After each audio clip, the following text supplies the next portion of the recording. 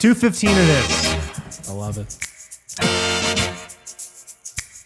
What's going on, everybody? Welcome into the DNVR Nuggets Podcast. I was wondering if you were going to do an air horn. I was wondering. I'm a veteran of the DNVR show. Yeah. You guys know me at least a little bit from, I've been a guest here. That's how you know me, probably. I mean, maybe from the several podcasts you do, or the written content you do, or the questions you ask at games. Great show coming up today. Harrison Wynn, joined by my guy, Ryan Blackburn, Mile High Sports, Pickaxe and Roll Podcast, and Locked On Nuggets. Yeah, it's a mouthful, isn't it? Anything else you're doing now? I'm preparing for a D&D campaign. That's it. That's what I've got. Nice. It's great. It's been a lot of fun. I'm nice. Nerding out with the friends. That's what the summer's all about, folks. It's about just taking some time away from sports for a little bit and enjoying life. Yeah. Well, thanks for joining me today, man. Yeah. The rest of my hosts left me and abandoned me this week. It's pretty empty in here. Nobody else is here. We got producer Tiff on the ones and twos. Kale also peaced out for the rest of the week as well. Yeah, I saw Kale hanging out in the comments, man. I was nice to see Kale, and I always happy to interact with him. But what the heck, man? Yeah. Kale, I played my first ever D&D character was a wizard. Not a surprise if you know me at all. Fun show coming up today. I thought we could just really run through every trade and signing the Nuggets made this offseason and grade it. I was going through it myself just before we started. I feel like we're going to hand out a lot of A's, but I really want to get your take, on pretty much every major move the Nuggets made and just kind of talk through that. So excited to get to that. How's your summer been, though? It's been good. Obviously, things were... We didn't actually know how busy it was going to be, right? We didn't know what was going to happen. I know you guys have gone over this ad nauseum, but like June 26th or 27th, whenever the draft was, it was death row over at Ball Arena where nothing happened. And they were basically saying, yeah, we're not going to do anything. We're not going to make any trades. And lo and behold, they completely remake the outside, kind of the bulk of their rotation outside of the main guys. So it turned it into an interesting summer, and then that carried the content, as you guys know, for a while. Yeah. It was such an interesting summer. We were actually talking about on the show a couple of days ago what was the best offseason to cover. And look, nothing beats the championship summer for me, just because we were just on like a different... We were so smug. We were just walking on everybody's grave. We're like, I don't care about the signing you made or the coach you hired. We just won the championship. Like I don't care about all you down here. There was actually a moment, and you'll remember this, where Bruce Brown had just signed in Indiana, but he was delivering drinks at one of these Happy bars. Happy Camper. Yeah. I actually just went there the other day. I was hoping to run into him. And I quote tweeted you on the post that you had, or somebody had Bruce Brown over there. It's like, this guy's coming back in 2025. Lo and behold, it came back in 2025, folks. So that summer, that was still pretty good, despite the fact that they... The first opportunity that I get, maybe if he comes on our show or just at the arena or something, I have to ask him if this was part of the plan. Interesting. Like, you basically pad the wallet a little bit and then come back to the place where you earned the money? Absolutely. I like it. Like, you win the championship, you get paid. And look, I don't think he ever really wanted to leave Denver, but he had to. Like, he couldn't pass up a deal like that. So in the back of his mind, I legitimately really wonder if he thought he would just end up back here. Kale says, I'm Denver's #1 happy camper hater. Okay, Kale, why? Kale is? I guess so. That's it's an interesting place. I've never been there, so it is very overrated. I'll take your word for it. Yeah, it is really overrated. It's okay. It's okay. Yeah. From the official account. I see that. Yeah. The official stance of DNVR is happy campers overrated. Okay, that's wild. Push down the competition. I like it. But no, to go back to what you said, the Nuggets were setting themselves up publicly. They were saying this we're not going to have a very busy summer. Specifically when it comes to trades. Ben Tenzer said this at the draft. When he took over. Yeah, we asked him the question and it was like, okay, so you guys didn't draft anybody. You guys didn't do anything. So can we expect any action going forward? And he's like, no, just straight up lied. I was able to talk to him after the presser that he had with Cam Johnson and was like, okay, so you lied, huh? And he laughed. He was a good sport about it, but it was very nice it's nice to be surprised like that because our jobs are obviously tied to, in a lot of ways, the success that the team has. And it was looking a little, not depressing, but just like, okay, so we're doing this again. And so now it feels like you've got a new lease on life in a lot of ways as a Nuggets content creator. Well, especially when they were pushing the internal development slogan. Yeah, that one did not go over well. They were pushing that so much they almost put it on a shirt. It's kind of funny that so Peyton Watson, Julian Strawther, obviously they still have some big years ahead of them and they're still in Denver's plans, but there's at least a scenario now because of the moves the Nuggets made that none of them are in the playoff rotation when the time comes. Right. And that would be very anti-internal development. Of course. It's interesting how things can change. And I'm not saying that that's a good thing. I think that it's just good for Denver to have options. That's the one thing that they needed heading into this offseason. That's why we're going to give them some pretty good grades here in the coming minutes. But it feels like Denver has a new lease on life in a lot of ways. And so you ask me how I'm doing? I'm doing pretty good. I'm doing great too, man. I mean, after the championship offseason, this is clearly the next best offseason. And just in terms of the moves they made, it's clearly the best. I mean, upgrades all across the board, in free agency, in trades. So we'll run through all those moves in a second. I did see this on my drive in, though, and it wasn't something I've been thinking about. But this season, Nikola Jokic can realistically become the all-time leader in triple-doubles. Really? This season, it's on the table. Oh. I think Tiff has the tweet there. Westbrook is the all-time leader at 203. Second is Oscar Robertson at 181. It's a lot. Jokic is third at 164. Whew. I didn't realize that he had crept up that high, man. He's 39 away. Last year, he had 34 triple-doubles, which was a career high. So he'll have to exceed that. But it's on the table, it seems like, that this could happen this season. It wasn't registering with me that he was this close. No, absolutely not. And I guess it kind of doesn't surprise me because he averaged 37 minutes a game last year, and he averaged basically 30, 13, and 10, or pretty close to averaging an actual triple-double. So it does make sense that he got there. I think it was 34 triple-doubles you said previously that he had in the previous year. So could he do 39 in a single season? I kind of doubt it. And I also kind of think that Denver doesn't want that from him this year with some of the things that they've done. Probably not, yeah. But I mean, hey, he's just got a whole bunch of 20, 10, and 10s because the Nuggets are winning by 25. I know. Like last year, maybe he came close to maxing out how many triple-doubles he could get just with the amount of minutes he played.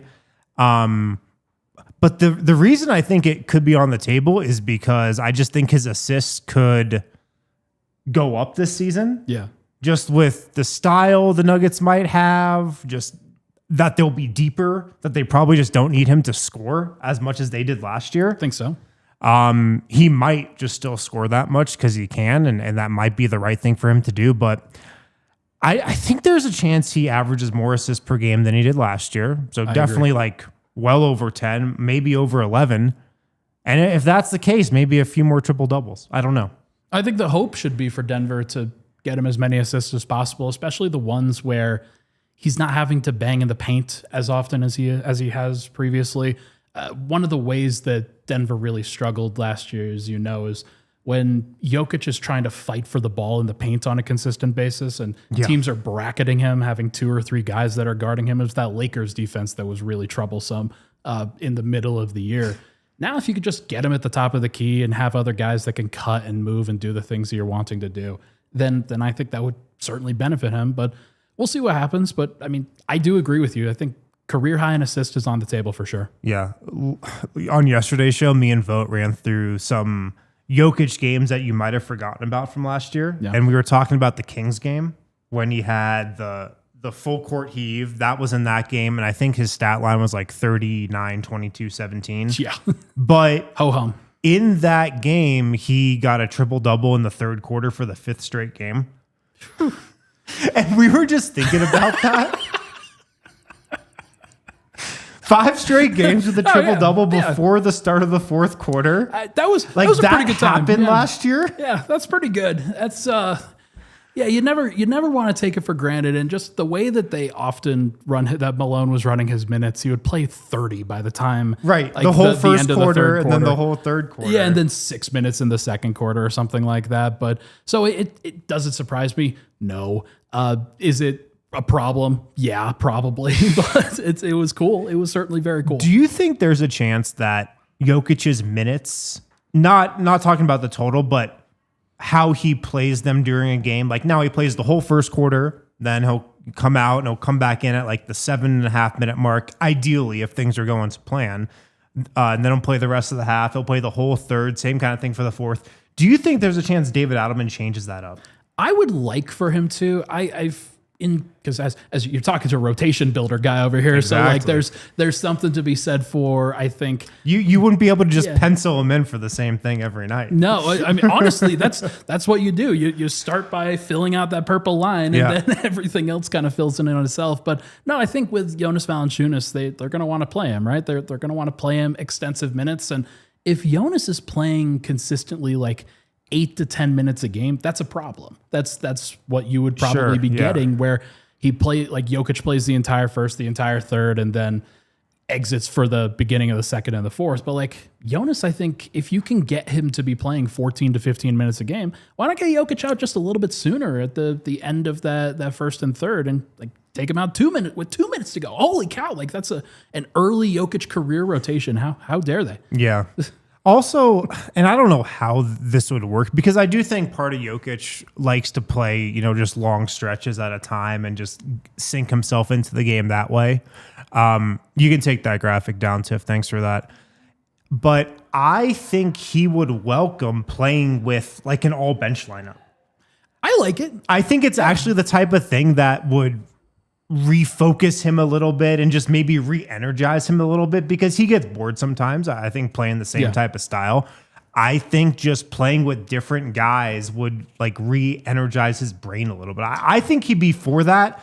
I don't know how you really do it with around the same rotation he usually has. That's the thing, is like he has, and we don't have this on record or anything, but like it seems like he wants to play 2 stretches. He wants to play through the first quarter, like the majority of the first quarter, and then take 1 break and then play the rest of the half. Right. He definitely, we think, prefers the longer break than 2 shorter breaks or something. But what if you try it? Because I don't think they've ever really tried it before. And maybe it's something that he would like or prefer. This is kind of how it's been since he pretty much became the starter. It seems like. But like one of the guys that, like Giannis is one who would go to that pretty consistently. It allowed him to play harder for shorter minutes in that stretch. Curry was one who would do that on a consistent basis. But the mechanism to actually get him with an all bench lineup is really difficult unless you do that rotation on a consistent basis. So it'll be tough. But I mean, David Adelman should be trying stuff. Maybe this is not an every game kind of thing, but it's a some games kind of thing. And that should be their hope for this upcoming season, is to try things until they stick and figure out what works in the playoffs. I agree. I should have asked you this before you came here today, but have you sketched out a rotation chart for who are you talking to? Come on, man. Stupid question. Come on now. Stupid question. Okay, next question. Who is right now penciled in as your bench? Tough question. Okay. Tougher question. So right now, I think you have both Julian Strawther and Tim Hardaway Jr. in there. Ooh, okay. And you have Bruce Brown at the point. You have Peyton Watson moving to the 4, which everybody seems to hate. I'm not really sure why people seem to hate it that much, because his best skill is blocking shots as a weak side rim protector, and the best place for him to do that is at the power forward position. And then Jonas as the center in that spot. I think that makes the most sense for the talent that they have on the roster. In terms of the actual positions, like Does Jamal Murray stagger? Is that still something that they want to do? Does that take away from Julian Strawther's minutes or Tim Hardaway's minutes? Do you want to play Deron Holmes a little bit more? Do you want to play Zeke Naji a little bit more? Like, do you want to play a 4, but Deron Holmes isn't ready, so you have to play Zeke Naji? That's that I think is a fair question. So I think that they should be trying to get to 10. They might even try to get to 11, man. I honestly think that they should open it up. Like the way that Adelman was talking about it at his presser when he was introduced, I asked him, he said, you'd like to do 10, but ideally you go down to 9. And I understand that. Yeah, but nine it just seems like is easiest for coaches to make a rotation chart out of. And it's easiest for a lot of these players to like play a consistent stretch where they don't feel like they're getting short and playing 4 minutes at a time. So I understand that. But the team is talented enough that you probably have to open it up. Like this is a situation that Denver hasn't been in a while where, you've probably got to make room for 10 or 11 guys. Right. It'll be interesting what happens. I'm excited to have David Adelman's fingerprints on this and just kind of see what his ideas are for a rotation and whatnot. Let's hit a quick break and we'll get to all these offseason moves and talking through them and giving grades to them right after this. Guys, check out Toyota. Toyota is the official vehicle of DNVR. Trucks have always been a part of Toyota's DNA. For generations, they've built durable legends destined for greatness, perfect for Colorado. We were actually just talking about cars before we started this show. Maybe Ryan's in the market for a new car. Might be. So is my brother. So make sure to hit us I up, would Toyota. recommend Toyota. Yeah, hey, I'm down for it. They last forever. Great cars for Colorado, no matter what type of terrain you're driving, highway, city, mountain, whatever it might be. Toyota, they got a car for you. The Land Cruiser, the 4Runner, they've got 16 different hybrid vehicles to choose from, like the Tundra iForce Max Hybrid. They've got the RAV4, the Grand Highlander, so many different options. Visit your Front Range Toyota stores at a location near you. AutoNation Toyota, Arapahoe and Centennial, Corwin Toyota and Boulder, Groove Toyota in Littleton, Mountain States Toyota in Denver, Stevenson Toyota East and Aurora, Stevenson Toyota West and Lakewood. Toyota is a proud partner of the Denver Nuggets and the official vehicle of DNVR. Let's go places. Also, if you need tickets to concerts, shows, sporting events, got to hit the Game Time app. We've been going to a lot of Rockies games as a company this year. I'm sorry. It's not so much for the baseball, more so for the camaraderie and just having a good time. That sounds good. Yeah, not a ton of baseball watching actually happening. But if you do need tickets, we've been getting them on Game Time. Lowest prices around, last minute tickets, zone deals, easy to find and buy tickets to concert shows, sporting events. Get the lowest price guarantee, event cancellation protection, job loss protection, much more. It's also just the best app for buying tickets. I think it's really easy to use on your phone. You get seat views from your seat, lowest price guarantee. Take the guesswork out of buying tickets with Game Time. Download the Game Time app, create an account, use code DNVR for $20 off your first purchase. Terms apply. Create an account, redeem code DNVR, $20 off your first purchase. Download the Game Time app today. Last minute tickets, lowest price guaranteed. All right, back here on the DNVR Nuggets podcast, I got Ryan Blackburn, Mile High Sports, and Locked On Nuggets in the house. Check out his podcast, subscribe to it, Pickaxe and Roll. He does a solo podcast, which is not an easy venture. It's been a lot of fun, though. The most recent episode that went up this morning was about expansion and coming up with a plan for expansion. Somebody got mad that I did an AI generation for a logo for the Las Vegas Gold because they don't have an actual team yet. So you're supposed to draw that logo yourself. You know what? Yeah. My mistake, guys. I can't believe that in the hours and hours of preparation that I did for that show. What did you name it? The Gold? The Las Vegas Gold. Okay. That's what Ari Gold wanted to name the football team when he was going to bring it to LA and Entourage. Yeah, well, sucks to suck. We're claiming it. So wait, what conclusion did you come to from your expansion talk? That the teams should go to, the league should go to 4 divisions of 8 teams apiece. If you want to do it geographically and actually have it make sense, it's really hard to do it NFL style with where the teams are located. Because NFL, it's a little bit more it's not as big of a deal for travel because you've got a week-long schedule that you have to prepare for. Mm-hmm. For the NBA, it's really hard when you're trying to form a Northwest division and you're not allowed to put Golden State and Sacramento in it because they're in California. So they would want the California League. That's not what you're going to do. So I put together like 8 teams in 4 divisions, basically the same thing. I revamped the NBA Cup. Oh, thank God. Did you eliminate it? No, it's a separate thing. So like those games don't count towards the regular season schedule. Okay. Because like, why do they now? It's teams should get to choose whether they care about it or not, and not have to care about it for regular season purposes. I mean, I agree. I feel like you should just eliminate the NBA. That's fair, Cup. but I modeled it in Adam it. Silver's image because, like, why not? Why not at this point? Yeah. All right, let's get into it. Let's go through some of these offseason moves. I'm curious to get your thoughts on all of them. Let's start with probably the headliner of the summer for the Nuggets, the Michael Porter trade, MPJ in a 2032 first for Cam Johnson. What were your initial thoughts when this trade came through? So I'll take you behind the scenes. Okay. I'm sitting at my computer where I often do prepping for, like, because free agency is opened at that point, and we're looking at all the deals, and none of the deals have like wowed anybody in free agency at that point. I think there were some like mainstream ones, like some large contracts that had happened. It was very quiet. It was pretty quiet at that point. And the bang that went off when the Nuggets traded Michael Porter and a 2032 first round pick for Cam Johnson was wild. Everybody was blown away by, I was blown away by that. I was like, okay, guess I got to write now. Guess I got a podcast now. I wasn't really expecting to do anything too crazy at this point, because at that point I was looking at taxpayer mid-level exception candidates. You were probably doing the same thing. Actually, I remember Luke Kennard was the one that you guys were like, is this a C? We were like, if we could get average? Luke Kennard or Bruce Brown, Yeah. successful offseason. Pretty good. And so for them to be able to pull off this kind of move with Cam Johnson, who I think is I'll say marginally better player than Michael Porter. I think like Michael Porter in this entire discussion has probably been a little bit underrated by people nationally because everybody wants to make the wow headline. But honestly, the way that Cam Johnson fits is such a big deal for Denver, and the things that it opened up financially for them were so big. So I give it an A. I think you have to give it an A. I don't think you give it an A+ because you're giving up the only first round pick that you could trade, but it allowed you to do some important things. So A it is.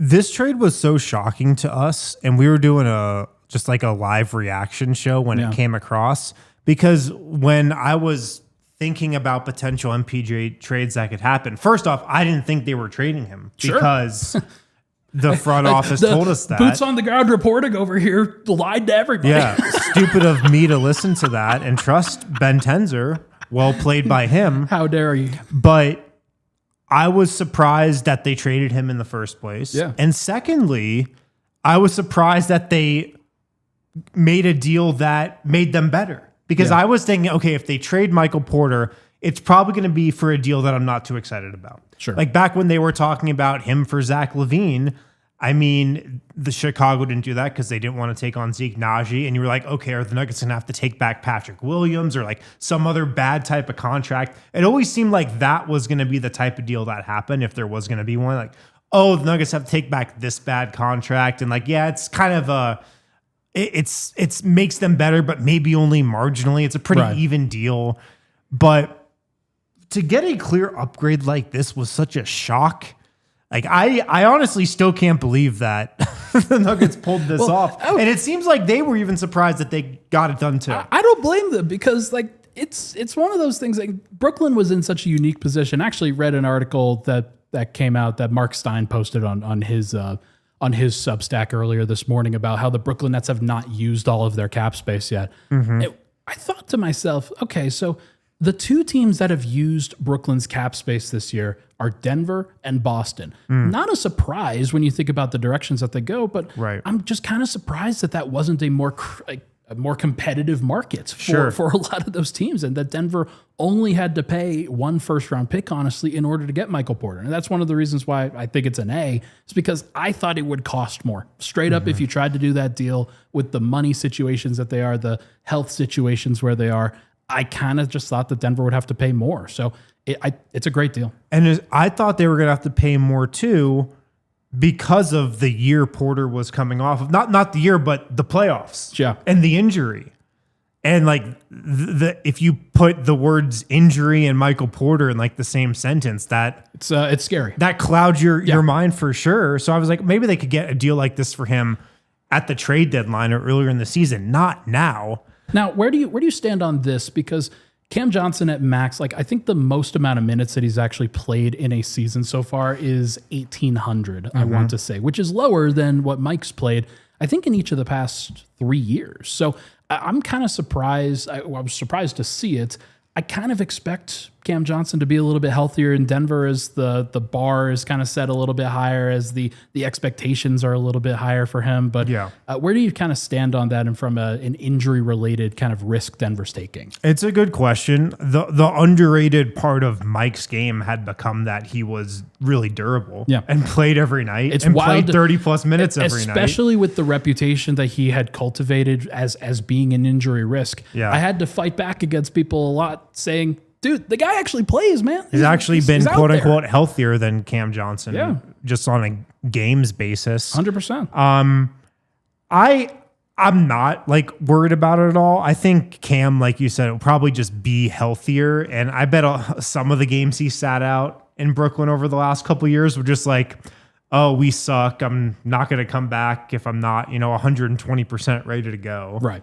Or, don't push yourself to come back. Especially for Brooklyn. Exactly. Brooklyn's like, hey, we don't really need much of an excuse to lose anymore after Dennis Schroeder got them off to a good start last year. Yeah. So I can understand trying to push back on that a little bit. But so I think he'll play more, but also he doesn't have to play as much as Mike, I don't think, because they're deeper and they don't have to ride their starting five like they did last year. And if your goal is internal development, then opportunities abound for guys like Peyton Watson and Julian Strawther to be able to play in those lineups and be a little bit more versatile. Or if it's a Bruce Brown or a Tim Hardaway Jr., then, oh no, Denver has to play those guys. Yeah. Oh man. And the last thing about this trade, and another reason that is central that I think made it happen, was the Nets definitely like Porter a little bit. Definitely helps. They're taking on more salary in this. Like that's the other underrated part is Nuggets got off the 3 max contracts, and all the guys they got this summer like pretty much add up to what Porter's salary was. Like that is huge. But I definitely think Brooklyn probably looks at Porter and says, okay, maybe we could, find a diamond in the rough here a little bit. Like maybe this could be a guy that really carries us the next couple of years, and then we flip him, and kind of rehab his value a little bit more and flip him for something else. So I think there's probably something there too. As a first or second option, would you call Michael Porter a high ceiling, low floor kind of option for something like that? Yeah. I could definitely see it. So either Brooklyn gets a guy who actually grows into an all-star type and a really versatile scorer and playmaker for other people, or he doesn't, and they lose a lot of games, and they drafted 8th in the draft this year. That was not the plan. It was very clearly not the plan for them. So I think they're also probably thinking about the next draft. Yeah. I think Porter probably ends up playing a couple years in Brooklyn, and then maybe it's at the end of his contract, maybe not, but then he's traded, to a better team. Yeah. Like that's probably how I see it going. It's a completely fair place for him. He knows how to be a guy who fits in, and I think by the end of that experiment, whether it goes well or not goes well, like we'll see what happens, but I think he'll be amenable to that. Have you tuned into any of the Curious Mike vlogs?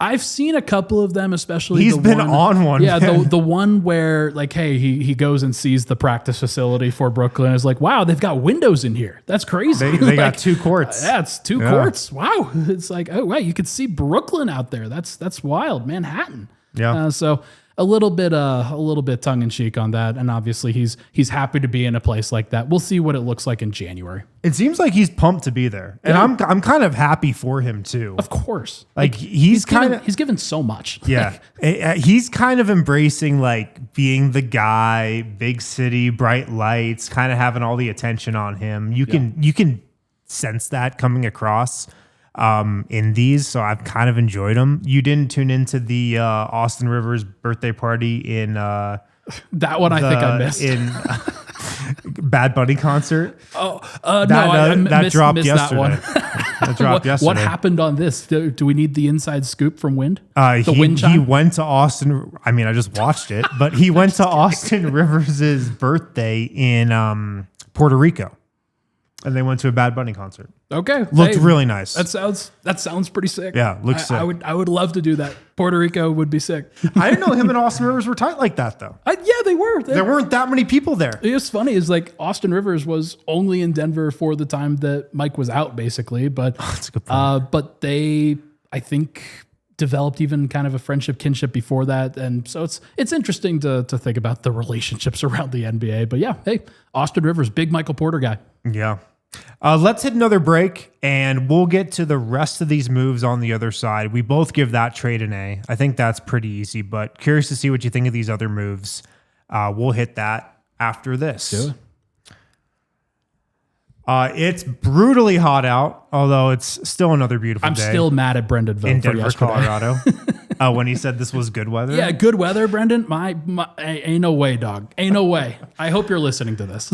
You definitely need Shady Rays, though, for this type of weather. Best sunglasses out there. If you just go to shadyrays.com and browse their website, tons of different styles, colors, shapes, sizes, whatever type of sunglasses you want, you can get that at Shady Rays.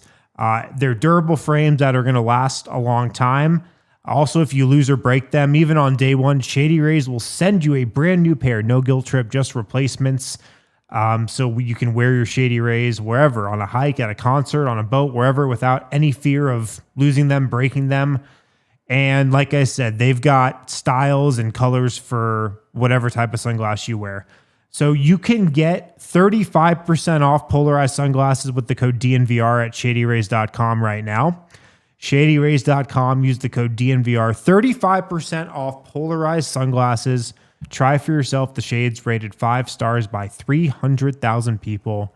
And man, if you are in Colorado right now, absolutely need that. Shadyrays.com, use the code DNVR. Also, shout out to our friends over at Red Hawk Roofing. If you have any roofing needs, these are your guys. Go with the pros. Get your roof checked once a year. It's preventative medicine for the home that you pour your life into. You pour a lot of money into your house, so you might as well take care of the roof. No project too small for our guys at Red Hawk. They're your go-to from everything for minor repairs to full roof replacements on your home or business. They'll build long-lasting relationships that matter with their customers, quality materials, decades of experience. Colorado's best estimators and contractors. They'll give you a free, no-obligation roof and property inspection as well. So support these guys if you have any roofing needs, home or business. RedHawkRoofing.com, 720-771-8921. Tell them DNVR sent you. All right, back here on the DNVR Nuggets podcast with Ryan Blackburn in the house. I heard the Red Hawk Roofing Hawk and thought, where's Adam, man? What's Adam No, doing? it's actually a sound effect. That's yeah. What? Really? It's on the soundboard. That's not his bird call? No, you would think it is. But I just assumed. it's not. Jonas Valanciunas for Dario Saric. Me personally, I'll start with this one. If I'm giving the Cam Johnson trade an A, I'm giving this trade an A+. This was such a stunning trade to get a good backup center, a guy who could actually start on some teams out there, for a guy who looked like the worst player in the NBA last year. Yeah. Was such a fleecing for the Nuggets. I still can't believe they got this done. I still can't believe the Kings were that desperate to dump him just to sign, who'd they get, Schroeder? Yeah, they got Dennis Schroeder, man. Good Like, for them. was that even worth it? I don't know. Well, when Domantas Sabonis tells you need a point guard, you trade his Lithuanian brother. And then you trade your young point guard and sign Russell Westbrook. Oh, that hasn't happened yet. Okay. And so, like, they're obviously the Kings are kind of in a weird place where they're just spinning their tires a little bit. They decided that Zach LaVine and DeMar DeRozan together again was a good idea. So we don't know if there's any logic going on over there, but like this move, obviously, this was a great example of Ben Tenzer and John Wallace being a proactive, good front office. Right place, Like, right time, and being able to pounce on the situation. Absolutely. They needed to free up money. Denver had just created money with the Cam Johnson for Michael Porter deal. Let's take advantage of that. And then they immediately turn a player who wasn't going to play very clearly into a player who everybody's excited to see. And even Panathinaikos was very excited to see. Many teams wanted him. Many teams. Yeah. Just to get him for Saric, though, was like, because like we were, talking about, the offseason, what was going to happen with Saric, and like best case scenario was, we maybe buy him out. And just he's not on the team and you get that roster spot? No. The best case scenario was him actually taking that deal overseas that was reported and him not being on the books. Right. But actually, as it turns out, it's pretty good that he was on the books for them to make this deal. Absolutely. And like you said, this was just an example of this front office being proactive and knowing the landscape of the league and knowing that the Kings wanted to shed salary, and also they had interest in Valanciunas last season too. Yeah. And so going back to that relationship, and it's just an amazing deal. And the Nuggets now have who I think is definitely the best backup center that they've had. It's amazing. Do they have, and obviously we'd have to go through it, do they have the best center rotation in the NBA? I mean, you have the best player in the world. And it definitely helps to anchor that situation. So probably yes, because of that. But it's a good thing they got Valanciunas this season, I think, because that's kind of been a theme in the Western Conference specifically, is teams stocking up on centers. Yeah. Like the Clippers now have 3 good centers. Same with the Rockets. The Rockets was the one where, okay, you give Steven Adams that kind of contract and then you sign Clint Capella for some reason. Okay, now it's really getting serious with the size that these teams are throwing out there and going double big, and that being an opportunity that teams can go out in the playoffs is very interesting, because honestly, like, teams don't have to compete with the Warriors anymore and the double like splash bros that they were dealing with. So which played all those centers off the floor. And Draymond at the 5 especially was one of the factors. But now it's all about skilled size, and Denver has plenty of it now with Valanciunas there. So it has to be an A+. Like that. Absolutely. It's a crazy deal that they were able to get. And I'm glad that they're able to fight off the Greeks for sole possession of Valanciunas. Right. Do you think Jokic and Valanciunas played all together this year? I'm a little bit. I don't think it's actually going to happen. It's nice that they're talking about it. I think they should talk about it. It should be something that they try at some point, but it has to be very specific circumstances for it to actually work. Now, one that I actually would be curious about. Can that work against the Mavericks, where one of those guys is defending Anthony Davis and the other is defending Derek Lively or Daniel Gafford or one of those guys? And rather than having both of those guys in help position defensively, they both have to guard a big like brute of a center. I could see that working at least to a degree, but again, one of those guys has to guard Anthony Davis, so it becomes very difficult. We'll see. We'll see what it looks like. I'm probably on the exact same page as you. I think they try it. I don't think it's going to be a thing. Yeah. It's going to be a cute, fun thing to watch, game here, game there. I don't think it's going to become a reliable thing they go to, though. But they have the optionality to do it, which is amazing. That's the most important thing. Again, is just like you give yourself options, and hey, you realize that the power forward on the opposing team isn't very good. They're not going to punish Jokic or Valanciunas or whoever in space. Try it, like make it happen. Or maybe this is a counter for OKC, where all right, you're gonna throw Alex Caruso on Jokic. Right. We're gonna put Jonas Valanciunas on Chet Holmgren, and we're gonna see what happens. Right. That's a good point. Yeah. Valanciunas with the bench unit, how many points per game do you think he averages next season? Are we talking like 10 points a game? Or are we talking like 14? Like where are you kind of at with that? 14 seems high to me, just because the minutes it's going to be really difficult for him to get those kinds of minutes. But yeah, that's true. One guy to actually compare to favorably there is Mo Wagner from Orlando, a player that is surrounded by like really good defensive personnel, guys that can help. That's an interesting comp. Like feature him as a backup center, somebody that could lead that unit. I'm not sure what Mo Wagner was averaging before he got hurt, but it's one of the he could be one of those guys that like surprises with the amount of points that he does ultimately get, the usage rate that he does, because like they're going to try to play through him. It makes sense for them to play through him. I've got to think he's going to be like the number one bullet point that you're talking about when you're putting together the strategy of the bench. It's going to be get Valanciunas going. Yeah. And here's the thing. What was the strategy before that? Well, they haven't really had a strategy for the last 3 years. That's a really nice thing for them to at least be able to try, is just let's try posting up or DHOing this guy and see if we could actually generate some good shots for once. That'd be fun. Yeah. Yeah. Bruce Brown on a minimum contract. What grade would you give this? So I'm going to give it just an A. Okay. I'm not going to give it an A+. I thought that there was at least a possibility that they would have to give him the taxpayer mid-level or some larger contract. Yep. The fact that they didn't have to do that, it kind of there might be some make good in that deal that they ultimately were able to get for him coming back on a minimum, basically saying, we made you $45 million before, come back and we'll make you another 45 in the future. But I do think that there's at least a world where he isn't the level that he was back in 22-23. He was more at his physical prime at that point. He was coming off a season where he shot 40% from three. This past couple of years, he has not shot the ball well. Yeah. So if he doesn't shoot the ball well in Denver, then it's going to look and feel at least a little bit worse, a little bit different. Also, he had a lot less pressure to play point guard for Denver that year because they were already trying to play Bones Highland. They brought in Reggie Jackson. Ultimately, and then they're staggering Jamal Murray. Ultimately, he's going to have to play a lot of point guard this year, and I'm curious to see how he handles it. The point guard situation's a good one. It's a good question. We've talked about that a lot. Here's what I was wondering.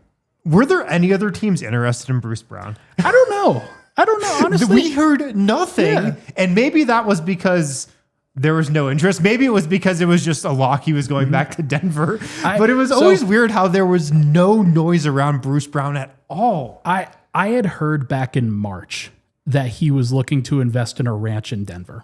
Uh-huh. Yeah, like March. He wasn't on the team at that point. He was not even close to being on the team. So like he has wanted to be here for a long time. And I think it was just going to be a matter of how can we get you here? And what are the mechanisms for that? So he has the flexibility to be able to do it, and he wanted to be here. And I think the team really loved him, obviously, during the championship run, and they were very happy for him when he got paid. That's what it was all about. It wasn't the fact that like he wasn't going to have to take less in order to stay with Denver. That was the point, was for him to get paid for sure. So and now he has, and now he's back. So very excited to see it. Yeah, you can't invest in a ranch probably. Well, maybe you can. I don't know, but. You probably need to be making more than a minimum to really invest in a ranch. Yeah. So he wasn't going to be able to do that if he didn't get paid $40 million or whatever it was over the last couple of years. So we'll see. All part of the plan. I think, Denver's got to recoup his bird rights. They got to make sure they can get him the contract that he ultimately deserves. But I think for him to accept a minimum was such a big deal. It was such a surprise. Like, and especially with this next one that you're going to talk about, like such a surprise that Denver was able to get these kinds of guys on minimums. I had Bruce Brown penciled in at the taxpayer mid-level, like you were saying. To get him on a minimum, I think it's an A. I think it's a great move. I do think he's probably not the same exact player he was a couple years ago. He's a little older. Yeah. He's how old is Bruce Brown? He's like 28. Now? He's 28. He's about to turn 29. Okay. So getting closer to 30. You mentioned, the shot hasn't quite been there the last couple of years. He also hasn't been really playing serious basketball on Toronto and New Orleans. Right. I think it's going to turn around. But like the physical aspect of it does matter for a role where he's cutting and running and being a point of attack defender and things like that. One of the big things for him in both the regular season and the playoffs that year was how physical and athletic and just relentless he was for all of that. So like Russell Westbrook could do it in his 17th season. So maybe Bruce Brown could do it now. Yeah. I think he'll show more of that than he has just this last year once he's back here. How do you feel about him at point guard though? Because we've talked about this a lot on this show. I think he can play point guard. Like, I think your rotation is great for the playoffs. Yeah. For 82 games in a regular season, I still feel like there's a little lack of ball handling. Yeah. If you're just thinking about him being your full-time point guard, where do you stand on that? It's tough because you've done this before, and we've talked about the championship season before. During that regular season, it was actually pretty weak in terms of the Bruce Brown minutes without Nikola Jokic when Jokic wasn't off. They had to get Reggie Jackson. They felt like they were like minus 10 and net rating per 100, and that was horrible. That was not a good number for them. But Bruce, I think, like you ask me for basically anything related to Jokic, when he's going to play with Jokic, it's going to fit like a glove. Jokic just knows how to accent those guys and do what they do best and help them become the best versions of themselves. But I'm curious to see whether Valanciunas can replicate that. Do they have Jamal Murray as the second unit point guard and then shift Bruce over to the 2? That kind of has some ramifications of shifting Julian Strawther and Tim Hardaway to the 3, if that's the case. We'll find out what they ultimately do. But there's at least a world where, like, we haven't even brought up the name Jalen Pickett. Like, what if Jalen Pickett's a guy that's good enough for them to play a point and then Bruce shifts over to the 2 that way? Yeah, absolutely. It's not what I'm expecting, but it's at least possible. It is a possibility that they have for sure. Yeah. It'll be interesting how it sorts out. Let's go to Tim Hardaway Jr. on the minimum. So what do you think about this deal? I might have been higher on him than you were during, like, kind of leading up to the offseason. I had him valued as a mid-level exception guy, like a full mid-level, because he was pretty consistent. He was a guy that could, like, be that accent player for a playoff team in Detroit and ultimately turned into just a very impressive player for them. Surprisingly so. It's funny. Denver could have had Tim Hardaway Jr. They decided not to with the potential sign and trade that they would have gotten if they had sent KCP to Dallas. You're saying last year. Yeah. Which it seemed like was maybe on the table at one point, then not. But, like, I don't blame them for not doing it then. Like, honestly, I understand why, but in retrospect, it would have been really good. Yeah. But now you get Tim Hardaway for a minimum contract. And I just don't think that anybody really expected Denver to get these kinds of guys in the door, because anytime previously they had tried to get some of these veterans in for cheap minimum deals to go win a title, it never really worked out. Like, there are a couple of times that it happened with Bruce and then I guess with Russ. But outside of that, the deals that Denver's been able to get for some of these guys are a little shaky, or they're not getting even with Saric, you're getting him at the mid-level. Yeah. You're not getting him at a minimum. I valued him as a minimum that year, and they went the other direction. It's the opposite of Hardaway. Yeah. So it's nice to see, and, like, it's a good look for Tim Hardaway. Not going to lie, I love the new the old black rainbow skylines, and think that that's going to be a lot of fun to see some of these guys in, but. I think he's going to be a really good example for Julian Strawther specifically. And so if that's the most that you get him for 1 year, and then Julian's just a better player for you going forward, then that's a value in and of itself. I would love to know, and maybe we'll find this out. Maybe, I don't know. How much interest was there from other teams with Hardaway? Mm-hmm. Did he have other higher dollar offers elsewhere that he passed up to come to Denver on a minimum? Who was really recruiting him here? Like, what really went on to get him to Denver? Because I thought he was going to go for more than a minimum. I mean, I think what goes under the radar with Hardaway is just how much he's played recently. Yeah, he's played a lot. He's averaged like almost 30 minutes a game for the last 8 years. He played 28 a game on a good Pistons team last year. He played 27 minutes a game for the Mavs, 30 per game the year before that for the Mavs. The game totals are crazy. Like 77 games, 79 games. Yeah.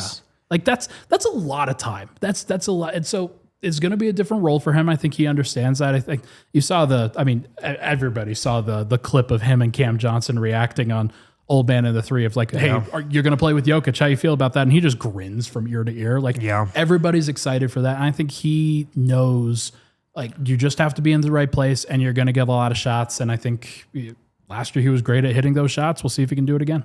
Yeah. He is exactly what they needed in terms of a veteran shooter, though. He's, in my opinion, like Justin Holiday, but better. Yeah. Definitely better. And he can play more and just do a little more than Holiday was able to. Where do you have Hardaway and then Strawther penciled into, like, your bench pecking order in terms of tough. Like, just as of right now, who do you think is probably in line to get more minutes between those two? I think so what is the goal? If the goal is to win a championship, it's probably Hardaway. If the goal is to become the best version of yourself by the end of the season and hope that, okay, you have at least a little bit more flexibility with somebody like Julian, then it's probably Julian. I don't know. I'm very curious, because I wonder if some of the comments that were made by the front office and the coaching staff before the offseason were made with the expectation that they were just going to bring back some of those guys and not get a guy like Tim Hardaway Jr., not get a guy, maybe Bruce Brown was a foregone conclusion, but not get a guy like Cam Johnson or Jonas Valanciunas or anything like that.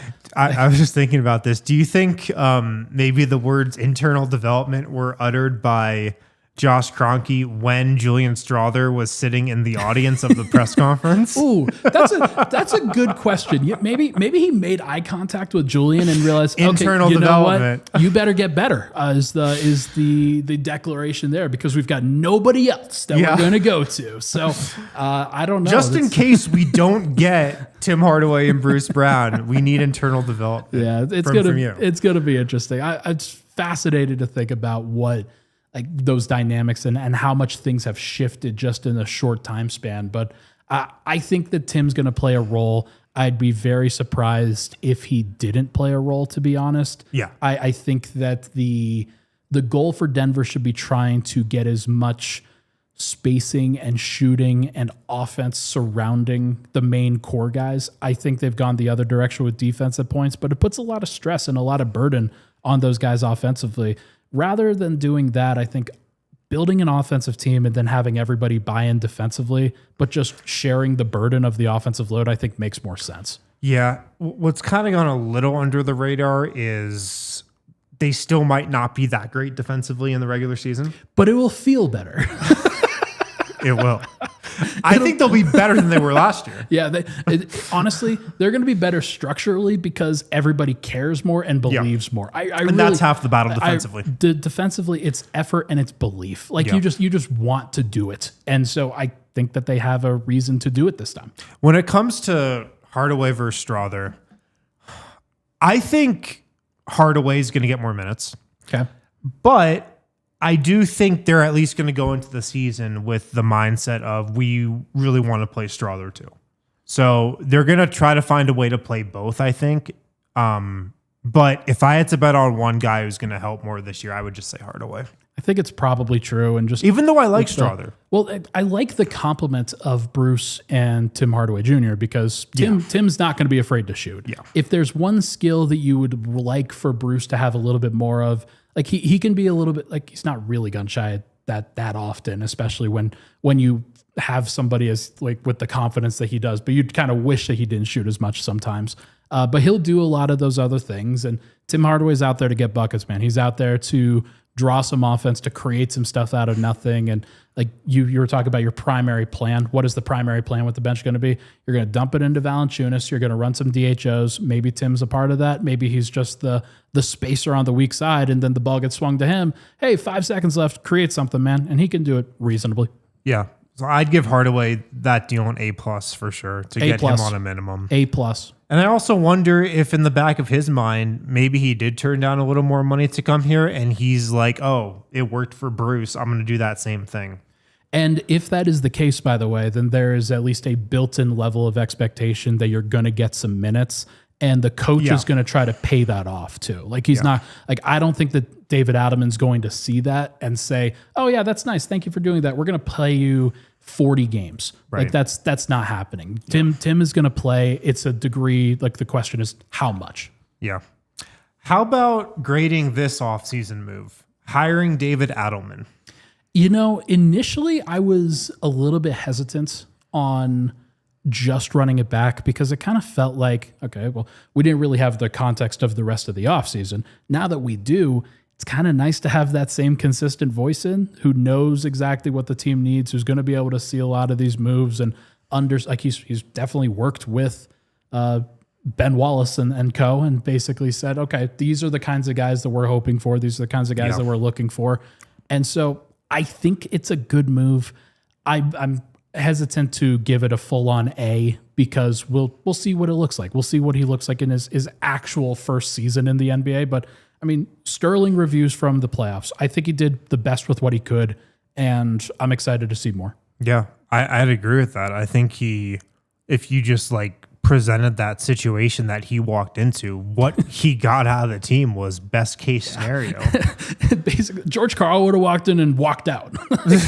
Ain't no way. A lot of coaches probably would have been like, well, we're going to be in the play-in, but He kind of saved the season, I think, a little bit. And everybody did their part. But just chucking the ego at the door, I think, was a big deal. And if he can bring that mentality to this next season, when now you've got a lot of players, you've got a lot of guys that think that they deserve to play and think that they deserve to get touches and score. Peyton Watson is one that I think is also a major factor in there, because we're talking about a lot of guys that Denver's added. Yeah. And you have to figure out how to get everybody pointed in the right direction, especially if there's money on the line for a lot of them. So I'm curious to see how Adelman can handle it. Can he get them all bought in and pointed in the right direction, even if it's kind of a selfless thing? Because that's the name of the game. When certainly back in 2023, when Denver they moved Bones, and one of the reasons for that was because not everybody was pointed in the same direction. So get everybody pointed in the right way. I think will go a long way for Adelman. Yeah. Adelman does feel like if there's some unknown about this team, it's him. Just because you haven't seen him in the head coaching role for a full season. You don't really know like exactly, what his mindset is in terms of how much does he stagger? Like, what do his bench lineups look like? I'm so curious. It's honestly kind of exciting to be able to relearn it, because it is. To be fully transparent, I loved Michael Malone. I thought he was fantastic. I think a lot of what he did negatively was a little bit overblown. I can understand in hindsight some of the problems that were surfacing, but like the opportunity to be able to learn somebody else's style, to be able to have a different cadence, and then for the team to kind of get that fresh face, it does really matter. So it's not quite a fresh face. It's like the best of both worlds, where you've got a different guy as the leading voice, but he's been around and he knows these guys, or at least the main core, really well. Yeah. And I think he's a different coach than Michael Malone. I think he has different ideas about who I should play with the bench and how I should do my rotation and like what, my play calling is like and my philosophy. I think he's different than Michael Malone. Sure. But I don't know how different. Yeah. That's what's also really exciting about this season and what we're going to learn about Adelman. It's going to be fun. Like this, I'm so excited for this year, man. It's going to be a very good year, and I'm just looking forward to the new experience of it. I think back on the championship year very fondly. I didn't have a lot of pressure that year as much as there was in each of the past two seasons, where I was looking at the team, I was looking at their mentality and the way that they were approaching things and being like, I don't know, guys, this is not good. Yeah. So it feels better at the outset. We'll see if it stays like that. You want to grade the two-way moves? Curtis Jones? A+. He had a great summer league. I like him. Yeah, I think he's got a little Jeff Teague in his game. Let's see if he can shoot it like Steph, man. That'll be great. Dude's coming off of ghost screens like it's nothing. We got a couple minutes left. What else is on your mind with this team heading into next season? Oh, with this team, we got a couple months until training camp. I have been trying to push back on the notion lately that Jamal Murray is the devil. He's not the devil. That's I think a lot of the online Nuggets community has sort of turned their attentions from, okay, well, the villain was Calvin Booth, to the villain was Michael Malone, to the villain was Will Michael Barton. Porter Jr. That was a couple years ago. Different villain, different year. But now I think everybody kind of has this feeling that the villain is Jamal Murray, your second highest paid player, and the guy who like averaged the 16th most points per game in the playoffs last year. Which you say it like that, and you're like, there were only 16 teams that played. Like that's kind of wild to think about. So I think that there is a ton of pressure on him, and I'm curious to see how he handles it. I'm curious to see what the actual vibe is around him and what his mentality is going into the year, because he has an opportunity to do a lot and change a lot of the feeling about him internally and externally. But whether that actually happens or not, like he'll probably average 21 and 6. That's what he does. Right. But we'll see whether that changes. It's a good point, because we've probably talked about like, and this is going to sound weird, but I feel like I've talked about Jamal the least amount out of definitely the other starters in terms of just like what they're going to look like next season and improvements to their game, areas where they're going to like be focusing on this offseason. Because you just expect Jamal to be the same guy, right? Yeah. Like, and I don't blame you. Yeah. But like for Denver to rediscover that championship gear, I think that there's a degree of people, like there's certainly a lot of people that think Jamal has to be better than where he was. I'm not sure that they do. I think that they've now established the foundation behind him that him just being the same is probably fine. But like, it would help. It would really help if he was playing at an all-star level on a more consistent basis. He's capable of it. Yeah, absolutely. Do we have any super chats, Tiff? No. What? My God, chat. Come on. Disappointing from the chat today. No super chats for RB. One question though, is there any concern about these mostly being 1-year deals? I don't have many questions about that. Unfortunately, that's just the name of the game when it comes to when you're a contending team. That happens when it comes to veteran minimum guys. Those guys want a 1-year deal a lot of the time because they can then get back out on the market and earn a little bit more money. So we'll see whether that actually happens. But hey, Valanciunas has got a team option. They still got his rights, Panathinaikos. Come on. That's a good point. Guys, thanks for hanging out with us on today's show. Throw us a thumbs up before you get out of here. Throw us a like. We will be out in San Diego for training camp, Dylan. We'll let you know how to find us when we're out there for sure when that happens. Ryan, thanks for hanging out with me, man. Of course, man. Thanks for coming by. Got the new studio space looking fly. The new good. studio, you saw it. We're loving it. Guys, thanks for listening. Thanks for watching. We'll be back tomorrow. Talk to you then. We all silly like the mayor.